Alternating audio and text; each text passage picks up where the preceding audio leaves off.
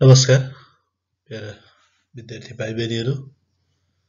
म यहाँहरूको नेपाली विषय शिक्षक वैकुण्ठ प्रसाद नेउपाने सूर्य आजाद माध्यमिक विद्यालय पाँचखाल 12 बालुवा काभ्रेपलाञ्चोकको तर्फबाट माध्यमिक तहको कक्षा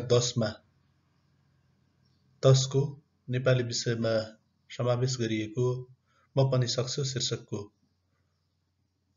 मनोवादको अभ्यासमा केन्द्रित रहेर निर्मित सहजीकरण सामग्री सहित उपस्थित भएको छु। आजको यस सामग्रीमा शब्दार्थ र वाक्यमा प्रयोग, सुनाइ, बोलाइ र पढाइसँग सम्बन्धित अभ्यासहरूका विषयमा केन्द्रित रहेर हामी छलफल गर्नेछौँ। आउनुहोस् विद्यार्थी भाइ बहिनीहरू, अब हाम्रो अभ्यास केन्द्रित सहजीकरण क्रियाकलापलाई अगाडि बढाउँ। शब्दार्थ तथा वाक्यमा प्रयोग। विद्यार्थी भाइ बहिनीहरू, यहाँहरूले पाठको अन्तमा प्रत्येक पेजमा नयाँ तथा जटिल शब्दहरू र तिनका अर्थ दिइएको छ। हाम्रो अक्सर विद्यार्थी भाइ बहिनीहरूको बानी ती शब्दार्थ चाहिँ कण्ठ गर्ने, घोक्ने रहेको हुन्छ। कण्ठ गरेर घोकेको कुरा चाहिँ थोरै समयमै बिर्सिने भएको हुनाले शब्दार्थ खण्डमा सोधिएका दिएका शब्दहरूको अर्थ पढ्ने पनि र अर्थ खुल्ने गरी वाक्यमा प्रयोग गर्ने बानीले विद्यार्थी भाइ बहिनीहरूको शब्द भण्डार क्षमता वृद्धि गर्दछ र भाषिक अभिव्यक्तिलाई पुष्ट बनाउन, पोटिलो बनाउन, खिरिलो बनाउन सहयोग गर्ने भएको हुनाले मैले विद्यार्थी भाइ बहिनीहरूलाई शब्दार्थ खण्डमा दिएका शब्दहरूको अर्थ पढ्ने, कण्ठ गर्ने मात्रै नभएर अर्थ खुल्ने गरी वाक्यमा प्रयोग गर्नको लागि पनि प्रेरित गर्ने प्रयत्न गरेको छु र गर्न आग्रह पनि गर्दछु। यहाँ प्रतिनिधिमूलक रूपमा 5 वटा शब्दको चयन गरिएको छ। साध्य अर्थ छ जस्ताको तस्तै, सयल आनन्दले घुमफिर गर्ने काम, अपवाद नियममा नमिल्ने, प्रयत्न प्रयास, तिरस्कार घृणा अपमान तिरस्कार। हामीले अपाङ्गता भएकाहरूलाई तिरस्कार गर्नु हुँदैन। प्रयत्न निरन्तरको प्रयत्नले मानिसलाई ठुलठुला उपलब्धि प्राप्त हुन्छ। अपवाद एउटै मानिसले सबै क्षेत्रमा सफलता प्राप्त गर्ने कुरा अपवाद मात्र हो। जर्जर अशिक्षा, गरिबी, अन्धविश्वासले गर्दा नेपाली जनजीवनलाई जर्जर बनाएको छ। नेपाली जनजीवन जर्जर बनेको छ। दर्शन शास्त्रको अध्ययनले मानिसको ज्ञान र विवेक फराकिलो बनाउँछ। यसैगरी शब्दार्थ खण्डमा दिएका बाँकी शब्दहरूको पनि विद्यार्थी भाइ बहिनीहरूले आफ्नो उत्तर पुस्तिकामा वाक्यमा प्रयोग गर्ने, अर्थ खुल्ने गरी वाक्यमा प्रयोग गर्ने अभ्यास गर्नुहोला। अब सुनाइ अभ्यासमा हामी केन्द्रित बन्छौँ विद्यार्थी भाइ बहिनीहरू। पाठको पहिलो अनुच्छेद सुन्नुहोस् र कुमार आज किन खुसी छन् भन्नुहोस् भनिएको छ। पहिलो अनुच्छेदमा यस्तो कुरा उल्लेख छ विद्यार्थी भाइ बहिनीहरू, यहाँले सुन्नुहोला। खुट्टा गुमाइहालियो, नत्र दौडमा जित्थे, भलिबल पनि राम्रो खेल्थे। हुन त खुट्टा सधैँ भएका भए दौड, भलिबल, फुटबलतिरै बढी ध्यान जान्थ्यो होला। कविता र चेसतिर ध्यान नजान पनि सक्थ्यो। जे होस्, चेस र कविता दुई वटा प्रतियोगितामा स्वर्ण पदक पाउन चाहन्छु नै कुरा चाहिँ होइन। सबै प्रतियोगितामा आफूले मात्र जित्नुपर्छ भन्ने सोच्नु पनि ठिक होइन। त्यस्तो सोच्नु भनेको पनि म खाऊँ, मैलाऊँ, सुखशैल वा मोज मगरौँ भने जस्तै हो। त्यस्तो सोच पनि एक प्रकारको हाँडीघोप्टे प्रवृत्ति त हो नि। मान्छेले कुनै एउटा विषयमा विशेषज्ञता हासिल गर्ने हो, एउटा दुईटा क्षेत्रमा राम्रो गर्ने हो, एउटैले सबैतिर सफलता हासिल गर्ने कुरा अपवाद मात्र हुन सक्छ। त्यसैले आफूले जेमा राम्रो गर्न सकिन्छ त्यसैमा मेहनत गर्ने हो। अब कविता र चेसमै राम्रो गर्नुपर्छ, उल्टी फर्कन्छ। यो पहिलो अनुच्छेद छ र अब यो पहिलो अनुच्छेद सुनेको आधारमा विद्यार्थी भाइ बहिनीहरूले उत्तर भन्नुपर्ने छ। भन्नुभन्दा पनि मौखिक रूपमा भनेर कपीमा उत्तर पुस्तिकामा लेख्ने पनि गर्नुपर्छ विद्यार्थी भाइ बहिनीहरू। अपाङ्गता भएर पनि जिल्ला स्तरीय चेस तथा कविता प्रतियोगितामा स्वर्ण पदक प्राप्त गर्न सफल भएकोले कुमार आज खुसी छन्। कुमार किन खुसी छन् त भन्दा उनले चाहिँ शारीरिक रूपमा अपाङ्ग भएर पनि जिल्ला स्तरीय चेस तथा कविता प्रतियोगितामा स्वर्ण पदक हासिल गर्न सफल भएका छन्। यो कुरा चाहिँ छुटाउनु नहुने यसको उत्तरमा। पाठको दोस्रो अनुच्छेद सुन्नुहोस् र तलका प्रश्नको उत्तर दिनुहोस् भनिएको छ। विद्यार्थी भाइ बहिनीहरू, दोस्रो अनुच्छेद यस्तो छ, म एकचोटि वाचन गरेर सुनाउँछु। आज प्रमुख अतिथि जिल्ला शिक्षा अधिकारीले राम्रो भाषण गर्नुभयो। उहाँले मलाई नै केन्द्र बनाएर आफ्नो मन्तव्य राख्नुभयो। अपाङ्गता भएकाहरूलाई हेला र तिरस्कार गर्नु मूर्खाइ हो। अपाङ्गता भएका मानिसमा अरूसरह प्रतिभा र क्षमता हुन्छ भन्ने कुरा कुमार पाठकको आजको सफलताले पुष्टि गर्छ। उहाँले यसो भन्दा मेरा आँखा रसाएछ। हो, अपाङ्गता हुनेले अरूले भन्दा बढी मेहनत गर्नुपर्ने हुन सक्छ, तर मुख्य कुरा चाहिँ इच्छा शक्ति र प्रयत्न हो। इच्छा शक्ति र निरन्तरको प्रयत्न भएमा मानिसले ठुला ठुला उपलब्धि हासिल गर्छ भन्ने उहाँको भनाइ साँच्चै मननीय लाग्यो।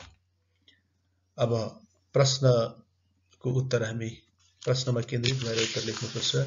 विद्यार्थी भाइ बहिनीहरू, यो प्रश्नबाटै सकेसम्म वाक्य पनि प्रश्न अनुसारै मिलाउनुपर्छ। यहाँहरूले यो कुरामा चाहिँ ध्यान दिनुहोला। कार्यक्रमका प्रमुख अतिथि को थिए? कार्यक्रमका प्रमुख अतिथि प्रमुख जिल्ला शिक्षा अधिकारी थिए, हैन? जिल्ला शिक्षा अधिकारी थिए। कुमार पाठकको सफलताले के कुरा पुष्टि गर्छ? कुमार पाठकको सफलताले अपाङ्गता भएका मानिसमा पनि अरूसरू प्रतिभा र क्षमता हुन्छ भन्ने कुरा पुष्टि गर्छ। अनि किन कुमारका आँखा रसाएका हुन्? प्रमुख अतिथिले अपाङ्ग भएका व्यक्तिहरूमा पनि अन्य मानिसमा जस्तै प्रतिभा र क्षमता हुन्छ भन्ने कुरा कुमार पाठकको सफलताले पुष्टि गर्छ भनेको सुन्दा कुमारका आँखा रसाएका हुन्। अर्थात् नेपाली समाजमा अपाङ्गता भएका मानिसहरूलाई हेर्ने दृष्टिकोण गलत रहेको र अवसरबाट वञ्चित गर्ने विद्यमान परम्परा रहेको, तर आफूले अवसर पाउँदा केही गर्न सकेकोमा, सफल भएकोमा उनका आँखा रसाएका हुन्। र यस्तै उत्तरहरू लेख्नुहोला। अपाङ्गता हुनेले अरूले भन्दा बढी मेहनत गर्नुपर्ने कारण के हो? शारीरिक रूपमा पूर्णता नहुने वा कमजोर हुने भएकोले अपाङ्गता हुनेले अरूले भन्दा बढी मेहनत गर्नुपर्ने हुन्छ भनिएको हो। यसको कारण अरू केही छैन। शारीरिक रूपमा पूर्णता नहुने र शारीरिक रूपमा अरूभन्दा अलिकति कमजोर हुने भएकोले बढी मेहनत गर्नुपर्छ भनिएको हो। मानिसले ठुल्ठुला उपलब्धि हासिल गर्नका लागि आवश्यक पर्ने दुई मुख्य कुरा के हुन्? इच्छा शक्ति र प्रयत्न। मानिसले ठुल्ठुला उपलब्धि हासिल गर्नका लागि आवश्यक पर्ने मुख्य दुई कुरा हुन्। यसरी लेख्नुहोला। प्रश्न नम्बर 3 मा छ, पाठको तेस्रो अनुच्छेद श्रुति लेखन गर्नुहोस्। तेस्रो अनुच्छेदलाई विद्यार्थी भाइ बहिनीहरू यहाँहरूलाई चाहिँ कक्षामै प्रयत्न गर्दा पनि हुन्छ। एउटा साथीलाई उठाएर पढ्न लगाउने र आफूले चाहिँ प्रत्येक वाक्य पढेको श्रुति लेखन सुनेर लेखन गर्ने। यसले चाहिँ विद्यार्थी भाइ बहिनीहरूको श्रवण क्षमताको परीक्षण गर्दछ, श्रवण क्षमताको विकास गर्दछ। श्रवण तथा लेखन, द्रुत लेखाइ सिप पनि छिटो लेख्ने सिपको विकास हुन्छ भने सुन्ने क्षमताको पनि विकास हुन्छ। यसको दोहोरो फाइदा छ। यस्तो अभ्यासहरू गर्नुपर्छ। आज धेरै प्रतियोगिता भए, पढ्दा अलि बिस्तारै यो साथीहरूलाई चाहिँ पढ्न लगाउनुपर्छ। थुप्रै साथीहरू पुरस्कृत भए पनि सबैजसोको ध्यान किन मतिर खिचियो? सायद अपाङ्गता भएकाले केही गर्न सक्दैनन् भन्ने सोच्नेहरूलाई मेरो सफलताले केही झस्का दियो। आज यति धेरै जनाको बधाई र प्रशंसा पाइयो के भन्ने र खुसीको कुरा। अपाङ्गता भएका कारण मलाई हेप्ने साथीहरूले पनि मलाई बधाई दिए, हर्षको आँसु पुस्दै। उनीहरूको मप्रतिको धारणामा परिवर्तन आए। कति राम्रो हुन्थ्यो। उल्टे फर्किन्छ। अब यसलाई चाहिँ विद्यार्थी भाइ बहिनीहरूले आफ्नो साथीहरूको बीचमा पढ्न लगाएर अभ्यास गर्नुपर्ने हुन्छ। त्यसैगरी अब हामी बोलाइमा केन्द्रित रहेर छलफल गर्छौं। बोलाइको अभ्यास सामग्री। तलका शब्द शुद्धसँग उच्चारण गर्नुहोस्। विद्यार्थी भाइ बहिनीहरूले यी शब्दहरूलाई शुद्ध उच्चारणको प्रयत्न गर्नुहोला। प्रवृत्ति, भाषण, तिरस्कार, प्रयत्न, यार्छा गुम्बा, जीविकोपार्जन, मानविकी। प्रवृत्ति, भाषण, तिरस्कार, प्रयत्न, यार्छा गुम्बा, जीविकोपार्जन, मानविकी। नम्बर 5 मा तलका शब्दलाई वाक्यमा प्रयोग गर्नुहोस् भनिएको छ। अर्थ खुल्ने गरी वाक्यमा प्रयोग गर्ने। स्वर्ण पदक।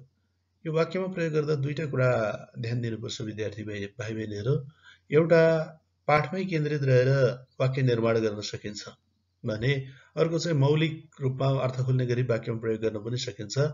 यसमा भाइ बहिनीहरूले आफ्नो क्षमता अनुसार कि त पाठमा केन्द्रित रहेर नै वाक्य निर्माण गर्नु होला, होइन भने अब आफू सक्षम हुनुहुन्छ भने आफ्नो मौलिकता झल्किने गरी मौलिक भाषाको प्रयोग गरेर पनि वाक्यमा प्रयोग गर्न सक्नुहुन्छ। यसका लागि अर्थ चाहिँ स्पष्ट, दिएका शब्दको अर्थ चाहिँ स्पष्ट खुल्ने हुनुपर्दछ। स्वर्ण पदक। जिल्ला स्तरीय राष्ट्रपति रनिङ सिल्ड प्रतियोगितामा सामेल भएका हाम्रो विद्यालयका साथीहरूले रिले दौड र महिला भलिबलमा स्वर्ण पदक जित्न सफल भएछन्। प्रवृत्ति भनेको व्यवहार हो, यो होइन, संस्कार, व्यवहार, परम्परा। अपाङ्गता भएका व्यक्तिहरूलाई हेलाएर तिरस्कार गर्ने प्रवृत्ति अन्त्य नभएसम्म समाज परिवर्तन हुँदैन। अपवाद। एउटै मानिसले धेरै विषय क्षेत्रमा सफल हुने कुरा अपवाद मात्रै हो, सीमित मान्छे, यो नियमभन्दा बाहिर धेरै मान्छेले सफलता गर्न सक्दैनन् भन्ने कुरा हो। प्रचलन। हाम्रा सामाजिक व्यवहार र प्रचलनले गर्दा सामाजिक रूपान्तरण हुन नसकेको हो। यसमा केही चाहिँ अन्धविश्वासग्रस्त छन्, अस्ति रूढिवादी परम्परा छन्, जसले गर्दाखेरि चाहिँ समाज परिवर्तनमा बाधा, प्रचलनले गर्दाखेरि बाधा भएको कुरा छ। विकटता। भौगोलिक विकटता पनि अपाङ्गता भएका व्यक्तिहरूको जीवन असहज बनाउने कारण हो। अब त्यसै गरी प्रतिकूलको पनि भाइ बहिनीहरूले वाक्यमा प्रयोग गर्नु होला। प्रतिकूल परिस्थितिमा पनि उच्च मनोबलका साथ अगाडि बढ्ने हो भने मानिसले सफलता हासिल गर्न सक्छ। प्रतिकूल परिस्थितिको सामना गर्न नै सफलताको आधार तयार गर्नु हो।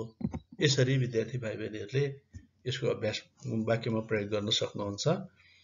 अब प्रश्न नम्बर 6 मा मान्छेले कुनै एउटा विषयमा विशेषज्ञता हासिल गर्ने हो भन्ने कुमारको भनाइसँग तपाईको सहमति वा असहमति के छ? तर्कसहित जवाफ दिनुहोस्। मान्छेले कुनै एउटा विषयमा विशेषज्ञता हासिल गर्ने हो भन्ने कुरामा मेरो पूर्ण सहमति रहेको छ। विद्यार्थी भाइ बहिनीहरू, मैले यसलाई सहजीकरण मात्रै गरेको छु, यहाँ वाक्यहरू अपूर्ण छन्, यहाँ समावेश गर्नुपर्ने कुरालाई मात्रै उल्लेख गरेर मैले सहजीकरण गर्छु। आफ्नो उत्तर आफै निर्माण गर्नुहोला। मानिस, अब यसको उत्तर निर्माण गर्ने क्रममा मानिस जन्मजात पूर्ण नहुने, no one is perfect by birth भन्ने इङ्ग्लिसमा पनि प्रभाव रहेको छ। जन्मजात पूर्ण हुँदैन, सिकाइले नै मानिसलाई क्रमशः पूर्ण बनाउँदै जान्छ। निरन्तर अभ्यास र प्रयत्नले मानिसले क्रमशः सफलता प्राप्त गर्दै जान्छ, सफल हुँदै जाने गर्दछ। हरेक मानिसमा उसका मानवीय चाहना, रुचि, इच्छा, आकाङ्क्षा र आवश्यकता फरक हुने गर्दछन् र प्रत्येक मानिसले आफ्नो इच्छा अनुसार, आफ्नो रुचि अनुसार विषय क्षेत्र छनौट गरेर अगाडि बढ्नु उसको मानवीय गुण हो, मानवीय चरित्र हो, मानवीय विशेषता हो। प्राय मानिसहरू एउटा विषय क्षेत्रमा सफल हुन्छन् र केही सीमित मानिसहरू मात्रै आफूमा अन्तर्निहित रहेको विशिष्ट गुण र क्षमताका आधारमा एकभन्दा बढी विषय क्षेत्रमा पनि सफल हुने सम्भावना हुन्छ। त्यो चाहिँ सीमितमा मात्रै लाग्छ। त्यसैले कुनै पनि मानिसले आफ्नो इच्छालाई, आफूभित्रको क्षमतालाई, आफूभित्रको चाहनालाई बुझेर विषय क्षेत्र छनौट गर्नुपर्दछ। दुईटा डुङ्गामा पाइला राख्यो भने यात्रा पुरा हुँदैन भन्ने हाम्रो भनाइ पनि रहेको छ। दुईटा डुङ्गाको यात्रा असफल हुन्छ भन्ने भनाइ पनि रहेको छ। त्यसैले हरेक मान्छेले आफ्नो विषय क्षेत्र छान्दा आफूमा रहेको क्षमताका आधारमा, आफ्नो रुचिका आधारमा विषय क्षेत्र छान्नु पर्दछ र आफूले छानेको विषयमा राम्रो गर्नुपर्दछ।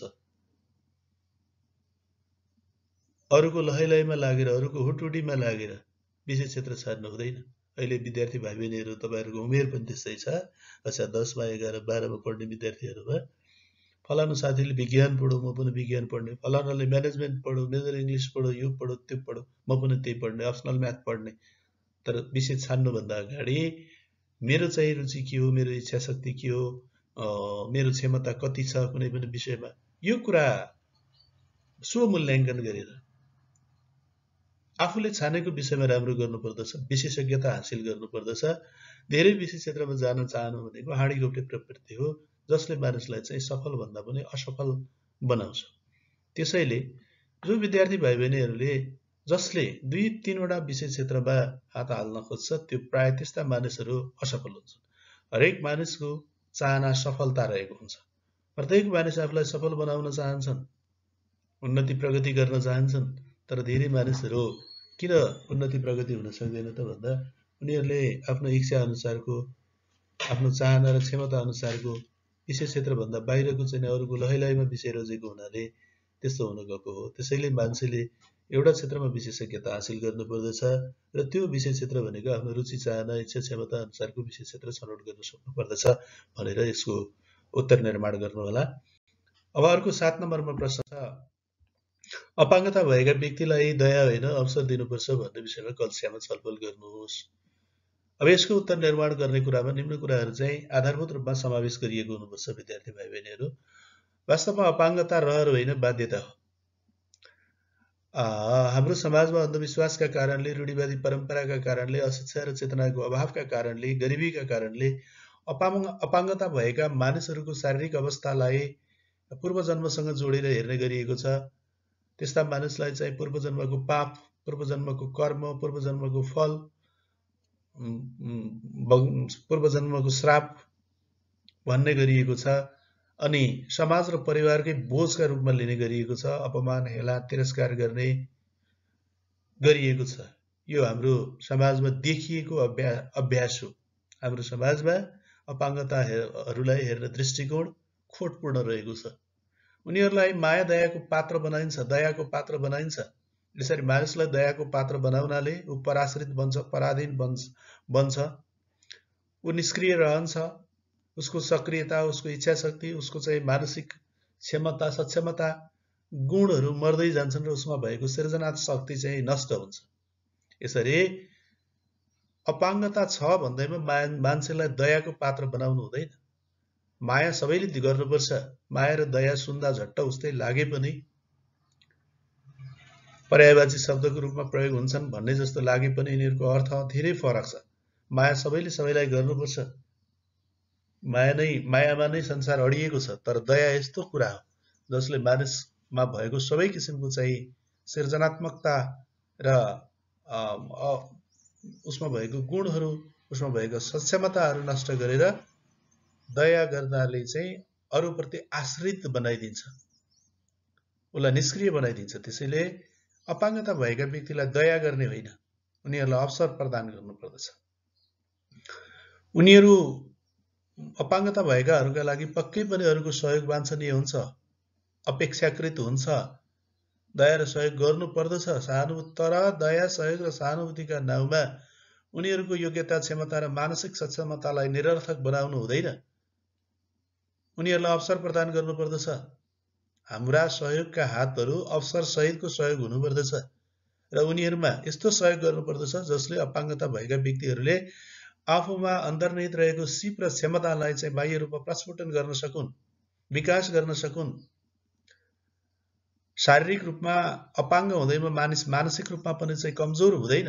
उसमा पनि क्षमता हुन्छ, उसमा पनि केही काम गर्न सक्ने सक्षमता हुन्छ, उसको सोचाइ हुन्छ, विचार हुन्छ, चिन्तनशीलता हुन्छ। यो कुरालाई ध्यानमा राखेर हामीले अपाङ्गता भएकालाई उनीहरूको शारीरिक अपाङ्गता अनुसारको अवसर प्रदान गर्नुपर्दछ। अपाङ्गताका बावजुद नै अपाङ्गता भएकै अवस्थामा अवसर पाएर लक्ष्मी सङ्ग्रौला अनि लक्ष्मीले भने एक खुट्टी र त्याङ्गना बन्न सफल भए। पारिजात साहित्यकार बन्न सकिन्, उनको जीवन फूल की काँडा भन्ने किताब खोजेर पढ्नुहोला।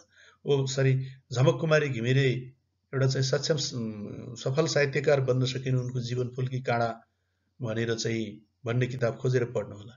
पारिजात पनि शारीरिक रूपमा चाहिँ नशा सम्बन्धी रोगले अत्यन्तै थलिएकी साहित्यकार हुन्। शारीरिक रूपमा असक्षम भएर पनि उनीद्वारा लेखिएका चाहिँ साहित्यिक कृतिहरू अजर र अमर छन्। पारिजातद्वारा लेखिएको शिरीषको फूल, द ब्लू मिमोसा नामको चाहिँ नाममा अङ्ग्रेजीमा ट्रान्सलेट भएर अमेरिकाको मेरील्यान्ड जस्तो प्रतिष्ठित विश्वविद्यालयको पाठ्य सामग्रीको रूपमा राखिएको छ विद्यार्थी भाइ बहिनीहरू। यसैले अपाङ्गता भएका व्यक्तिलाई हामीले एकसाथ खान दिने अथवा हामीले डोर्याउने होइन, उनीहरूलाई अवसर दिने, उनीहरूलाई अवसर दिएर उनीहरूभित्र भएको गुण, उनीहरूभित्र भएको विशेषता, उनीहरूभित्र भएको क्षमता, उनीहरूभित्र भएको चाहिँ नि त्यो मानसिक सक्षमतालाई चाहिँ विकास गर्ने अवसर प्रदान गर्नुपर्छ। यी कुराहरू समावेश गरेर विद्यार्थी भाइ बहिनीहरूले यसको उत्तर निर्माण गर्नुहोला। अब पढाइमा प्रश्न नम्बर 8 मा के भनिएको छ भने विद्यार्थी भाइ बहिनीहरू पाठका अनुच्छेदहरू पालै पालो पढ्नुहोस् भनिएको छ। यो सबै विद्यार्थी भाइ बहिनीहरूले पढ्नुहोला। पढ्नाले के हुन्छ त? यसका फाइदाहरू छन्। किन पढ्न प्रेरित गरिन्छ? पढ्नुको पछाडिको चाहिँ महत्त्व के छ? नम्बर 1 पठन सिपको विकास हुन्छ। द्रुत पठन, छिट्टो पढ्न सक्ने सिपको विकास हुन्छ। दोस्रो, अक्षरहरूको आकृति हाम्रो आँखा रूपी क्यामेराले, हाम्रो मस्तिष्क रूपी क्यामेराले फोटो खिच्छ। त्यो अक्षरको आकृति हाम्रो मस्तिष्कमा स्टोरेज भएर बसेपछि, हाम्रो स्मृतिमा बसेपछि, आँखासँग साक्षात्कार भएपछि शुद्ध लेखनमा धेरै सहयोग पुग्दछ।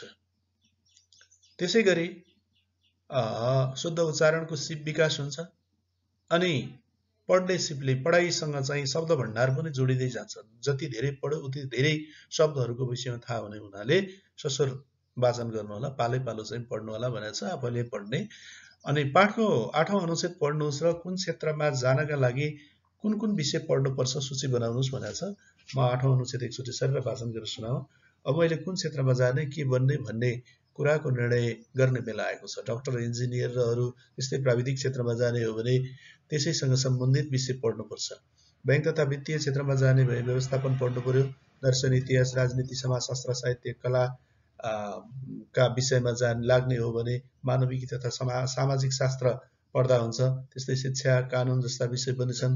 अस्ति विशाल सरले पनि भन्दै हुनुहुन्थ्यो जुन विषय पढे पनि हुन्छ तर आफूले पढ्ने विषयमा राम्रो गर्नुपर्छ। अरू केही महिना बाँकी छ, सोच्नु पर्ला, अरू गुरुहरूको सल्लाह पनि लिनु पर्ला।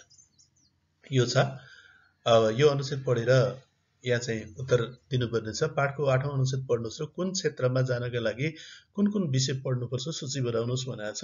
डाक्टर, इन्जिनियर वा प्राविधिक क्षेत्रमा जानका लागि विज्ञान, बैंक तथा वित्तीय क्षेत्रमा जानका लागि व्यवस्थापन, दर्शन, इतिहास, राजनीति, समाजशास्त्र, साहित्य र कलाका लागि मानविकी तथा समाजशास्त्र, शिक्षा क्षेत्रमा जानको लागि शिक्षा विषय, कानुन वकिल बन्नको लागि अथवा न्यायाधीश बन्नका लागि, न्याय क्षेत्रमा जानका लागि कानुन सम्बन्धी, जसलाई ल भन्छौँ हामी, ती विषयहरू अध्ययन गर्नुपर्छ भनेर यसको चाहिँ विषयको सूची बनाउन विद्यार्थी भाइ बहिनीहरूलाई म आग्रह गर्न चाहन्छु।